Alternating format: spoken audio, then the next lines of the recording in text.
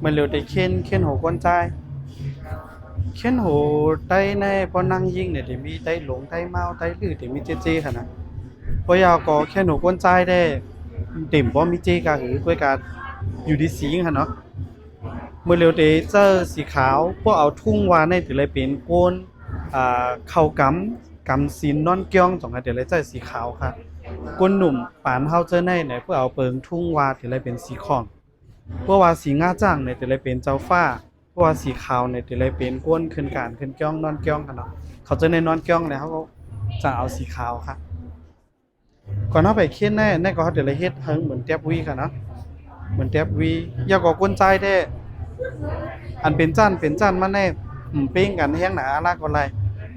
เขาก็มาตาดีนาผาในก็เหมือนหนังนั่งยิงพระเถรไหวเตะสุดมัน1 นิ้วเตะเลยยานกันนั่งคนตามันด่า1 นิ้วให้หน่อยครับ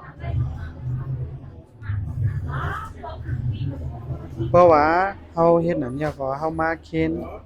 อันนี้ก้อนหนึ่งแล้วก้อนหนึ่งตีเปิงกันนิดนึงเพื่อเป็นค่าซ้ำค่าเด็กขอดกันใน1 กัมเพื่อยาวอันหนำร้องทีนายเพื่อเขาเฮ็ดไหนยาวเขาจะไปลืมถามมันว่า2 เจี๊ยบอ่ะเจ็บกัน ครับเจี๊ยบกันเพิ่มเจี๊ยบก็คือแทงกันไร พูดถึงอะไร พอเจี๊ยบได้คือแทงไรค่ะนะยาวก็เพราะว่าทีนายในจอมหนังเงาไล่ขี้หูค่ะเนาะมันก็ดีกว่าตั้งหน้าครับเหมียวมันก็ดีมาตั้งหลังครับเหมียวอันนี้ก็เปิดแค่หูมันมีแต่3 กัมแต่เนี่ยก็ดีกว่าตั้งหน้าค่ะมือพองมานั่นก็หลุดไรสติบันค่ะเนาะมาตาบันอย่าก็หมิ่นหูมันนั่นอย่าไปผันโถมขึ้นมาขึ้น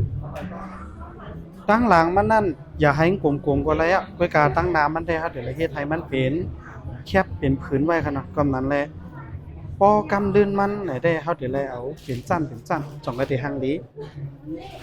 มาให้ไหนมาโตมบันขึ้น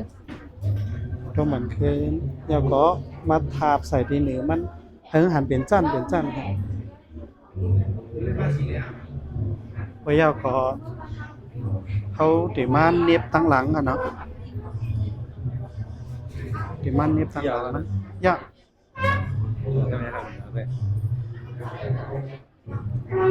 เอาค่ะกวนใจเปิดเคนจังไหนป่องว่าเป็นกวนเหมาดอดแล้วไปมีเม่นี่ครับอันนี้ติเลยเป็นเปิงจังไหนคะเนาะเพราะว่าเมื่อกูบอกแหนเขาติเป็นสีของสั่งเจ้าว่าเคนเอาแค่ลงบอกขันในของว่าเตนะขึ้นยาวอ่ะก้วยหนาว่าเคนเอาแค่ลงตื้อหัวหมาในถึงบอกว่าอายุอย่าแห้งหนาวอ่ำป้องการวานการเมืองแล้วก้วยกะปันทหารถึงเลยอยู่นะคะเนาะเอาค่ะพี่น้องค่ะ